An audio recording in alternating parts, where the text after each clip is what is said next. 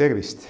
Mina olen Margus Viigimaa, südamearst ja räägin täna ärevuse ja unehäirete mõju vererõhule ning südamele.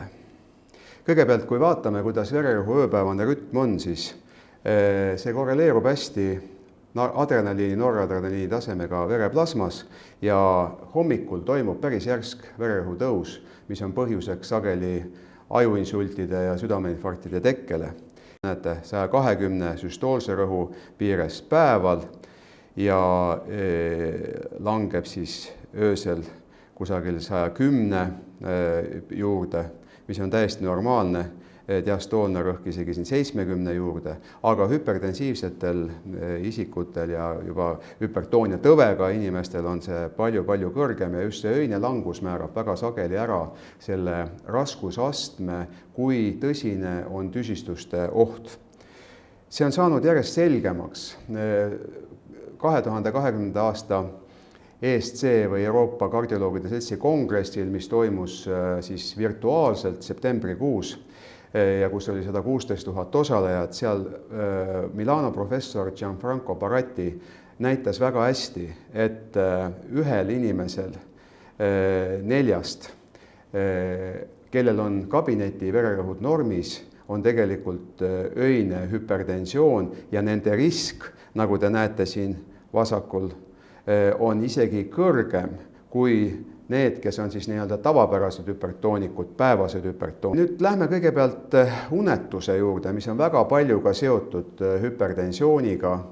See on väga oluline kliiniline probleem ja kujuneb lõpuks ka selliseks iseseisvaks, võib alata depressiooniga ja muude probleemidega ja lõpuks on see unetus, millega me vaevleme. Kui vaadata, millised on diagnoosimise kriteeriumid, siis siin on ka uneaegsel vererõhul väga oluline tähendus.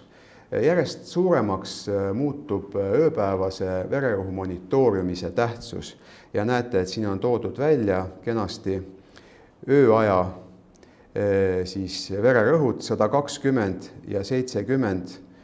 Ja kui see on rohkem, siis see ei ole hästi. Ja nagu ma enne rääkisin, ka see 10–20% öist vererõhu langust, mis on väga tähtis, mis aitab veresoontel puhata ja vähendab tüsistuste ohtu oluliselt. Olulised on ka kodumõõtmised, nende tähendus on järjest tõusnud, aga kodumõõtmistel on see probleem, et me öiseid mõõtmisi ei saa ise teha ja seetõttu just see ööpäevane monitooring on tähtis. Aga kodumõõtmised korrektse vererõhuaparaadiga annavad väga palju lisainformatsiooni siis päevaste vererõhu väärtuste kohta hommikul ja õhtul, nagu me need tavaliselt teeme, või siis, kui on mingisugused enesetundehäired. Ja ambulatoorne vererõhu monitooring, 24 tunni monitooring on muutunud Eesti arstiabis väga levinuks, väga paljudel perearstidel on sellised seadmed olemas ja me saame palju informatsiooni nii valgekitli hüpertensiooni väljalülitamise, selles mõttes, et me saame leida, et kas kodused rõhud on ikkagi tõesti korras, kuigi arstikabinetis on nad kõrged, või maskeeritud hüpertensioon, kus on vastupidi just, et on kodus kõrgemad väärtused ülekaalulistel diabeedipatsientel. Nii et me saame päris palju informatsiooni ja see öine vererõhk, mis võib olla vahel isegi kõrgem öösel, et siis kindlasti on kahtlus sekundaarsele hüpertensioonile, on kahtlus neeruhaigustele ja nendest tingitud hüpertensioonile ja veel rida teisi põhjuseid. On ta kaitsereaktsioon ka mingil määral ja me saame koguda jõuvarud kokku ja rakendada neid selliste oluliste ülesannete täitmisel. Ja probleem on selles, et kui see stress on väga pikaajaline, siis tekivad probleemid, tekivad unehäired, tekib hüpertensioon, tekivad südamerütmihäired, tekivad südamehaigused. ja uued juhised on nüüd tulemas 2021 septembris. Ma olen need juba näinud, aga praegu nad on sellises faasis, et me tegime kõik oma sellised täiendused ja kindlasti parandame neid juhiseid veel. Aga kui me vaatame neid eelmisi juhiseid, siis ka räägitakse stressist päris palju. Et me peame senisest rohkem hindama stressitaset. Näete, see soovitus on 2A. Et see on päris oluline soovitus, et me peaksime kindlasti hindama südamehaigusega inimese stressitaset ja ka nende stressitaset, kel on väga kõrged südame-veresoonkonna haiguste riskitegurid. Näiteks Suurbritannias on väga palju uuritud stressi, depressiooni, ärevust ja siin on üks kena kokkuvõte, et näete, et ligi 600 000 inimest on